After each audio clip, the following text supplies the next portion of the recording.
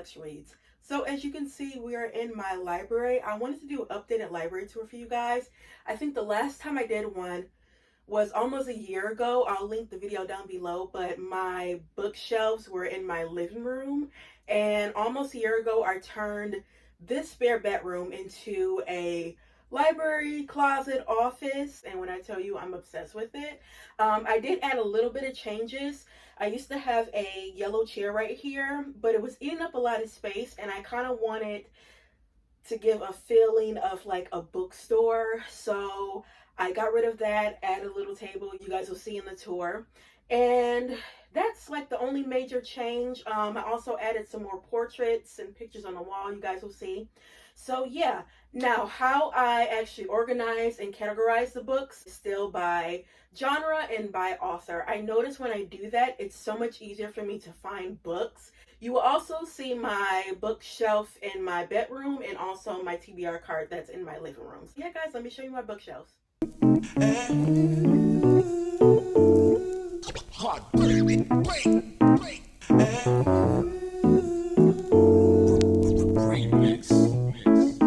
I have just a table that I got from Amazon. This used to be in my living room and I didn't know what to do with it. So let me just put it in here because I kind of want it to be almost kind of like a store vibe where there's like books on a little, you know, table, and then of course my display area.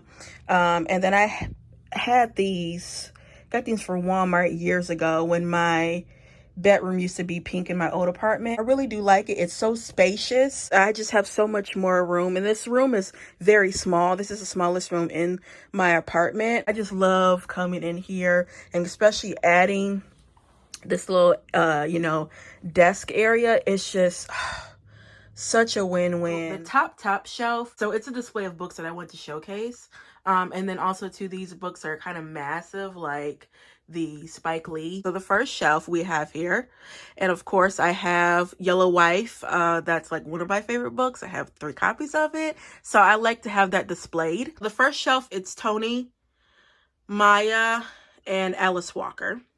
Here's the next shelf. I have my cup that I got from TJ Maxx with all of my Sharpies. Then I have the Great Short Stories by African American Women Writers. This is a Dover Thrift Editions. I told you guys about those editions. Love them. I get them from Amazon and they're very, very cheap. Their books range from like $3 to like $10. Then we have my J. California Cooper. I'm actually in the middle of collecting all of her books because I'm going to focus on her next year. We have Gloria Naylor. We have a little bit of Ann Petrie. We have Dorothy West, Toni K. Mambara. Who else? Gwendolyn Brooks, Octavia Butler, Gail Jones, and Tashaki Strange. This whole shelf right here is all African literature. It stops at Patsy. And then after Patsy, this right here is all Caribbean literature. For storage sake, I wanted to just combine, you know, these two genres. So yes. And the last shelf is all nonfiction books. I'm not a nonfiction person. My favorite nonfiction book is probably Growing Up X by Ilyasah Shabazz. That's Malcolm X's daughter. So the rest of these cubes, like, they are by sections a little bit and by authors. So for example, the first one, that's all of my Bernice McFadden. Basically is my Donna Hill and Diane McKinney Westone. And then I have like 2 random books right there. This is all of my Terry McMillan. This is Sadiqa Johnson. I have some Britt Bennett, and then that section is all Tari Jones. This section right here is all Black contemporary fiction. This cube is dedicated to plays and poetry. This next cube is more contemporary Black fiction. I put that there because I just got this book, which I'm not going to read it. I watched the series and I was done with it, but yeah. More contemporary Black fiction, and I also have some books in the back too, like, yeah. And then this bottom shelf is Alex Haley and Ernest J. Gaines. Next, I have all of my Eric Jerome Dickey. This cube is more, I think this is all Black male. So I have some Daniel Black. I have Percival Everett, Mike Gale. And then this little, I don't even know what to call this. I actually got this from a thrift store.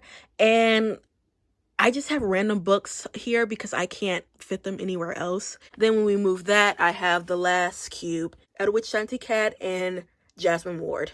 And then this little section is all of my urban fiction books, which I was going through them and I'm like, you know what? I don't have a lot of urban fiction books. That needs to change because I really want to get into another good urban fiction series. Like my last one that I was obsessed with was the Ethics series, and I haven't read anything since. So yeah. The crazy thing is I didn't realize I separated them. All your white writers are in one section. I do have some Black authors in here, but it's real sparse. I think this should be in the Caribbean section. I think this lady is Caribbean. Right here, I have a little bit more of some picture books. So I have some out and some that's in here. I also have some books that are kind of big that I can't display because of the, size of them. And then right here, I have some Harry Potter, which I think I need to get 3 more books because there's 7 books in the series. And like 2 years ago, I was trying to get into them, read the first one, halfway read the second one, and I haven't gotten to the rest of them. So right now I'm not in the mood to read it, but one day I will. Next we have this little like glass box. This has all of my like Black studies books in them. I wanted to have a designated area where I put them. Next we have this whole display. This is categorized by obviously author and genre. Right there, that's all James Baldwin. Then I have some Richard Wright. And then I have like some slave narratives or slavery type or slavery topic books. Like all right there, like in the back. Books on the floor, they just randomly displayed. Put them there because I don't have any room on the shelves. So I was like, you know what? I want them to look nice and neat, and this is the best I can do. Top of the table, I wanted to make it kind of like a bookstore vibe, like a display. So this book I love because it is a book dedicated to Black women in hats. This right here is the final printed issue of Jet magazine. This book was in the 1960s, I believe. 68 is when that book came out. I got it from a library sale and I just had to display it because it just so cute. Look at the little Black girl. And then it was made in the 60s. And then my Oxford Companion, African American Literature. This is basically like a dictionary for African American literature. And I was so happy because I actually found another companion a couple of months ago. I'm looking up a subject, a word, or a book. They have it in this Oxford Companion. I would highly recommend you guys get that if you do want to get more into Black literature. Then I have this little shelf right here. I got these little shelves from TJ Maxx. So I have The Well-Read Black Girl, of course, House of Eve. Love that book. Sadiqa Johnson, I have 2 copies. And then I wanted to display the Writings on a Wall by Destiny's Child. That was like the first CD I ever bought. And probably one of my favorite albums. I love Destiny's Child. Okay, next, this section right here is all children's literature and middle grade, basically. So, of course, I had to have some things displayed. I have my Zora Neale Hurston book, Who, What, Where books. I have a good amount. I want to collect all of the Who, What, Where that pertains to, Black people. So, yeah. Then I have this cute little boy that I got from a thrift store. And then I love this book, you guys. Black Ballerinas by Misty Copeland. It has, you see this list right here? These are all of the Black ballerinas that are displayed in the book. And love it because it's obviously Black ballerinas, but I love the watercolor. That's my favorite medium ever. So basically the first 2 shelves are all YA / some middle grades. I think this is basically all like YA. And then right here it goes to I think some middle grade books. American Girls, that's like middle grade, I believe. The last row, this is mainly middle grade books. And then lastly, I have this bin where it has all of my picture books. So this basket of books are actually my aunt's. These books are from, I think this is from 1975. So when she passed, I wanted to keep some of her books, and I was like, you know what, I want to display it on this table. And then these are some newer books that I literally just got from a library sale. And then this are coasters that was from the Target Black History Month line this year. So, of course, I had to get them and I just displayed them on the table. And then lastly, I want to show you guys some of the paintings and things like that in the room. So this came from TJ Maxx. This came from the Target Black History Month line this year. She came from City Trend. It is a like a urban clothing store. This is a new painting. This actually came from the dollar store. This is actually a magnet, but the magnet came off, so I had to like basically pin it to the wall.